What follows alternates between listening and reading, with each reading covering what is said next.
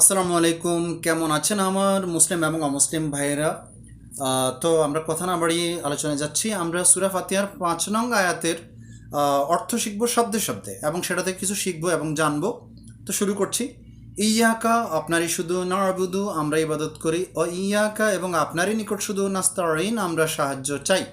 এই হচ্ছে সূরা ফাতিহার ৫ নং আয়াতের মূল অর্থটা। তো আমরা আল্লাহর ইবাদত করছি এটা বলছি, এবং তার কাছেই সাহায্য চাচ্ছি সেটাও বলছি তিলাওয়াতে এবং নামাজে। কিন্তু বাস্তবতা কী দাঁড়াচ্ছে? যারা আমরা মাজারে যাচ্ছি, পীরের কাছে যাচ্ছি, আমরা তাদের কাছে সাহায্য চাই এবং তাদের কবরে মাজারে আমরা সিজদা দিচ্ছি। তো সেটার মাধ্যমে কিন্তু আমরা সরাসরি আল্লাহর সাথে শিরক করে ফেলছি। শিরক কুফরি হয়ে যাচ্ছে কিন্তু। তো এই অবস্থায় আপনারা আমার কোনো ইবাদতই কবুল হবে না, কাজে লাগবে না।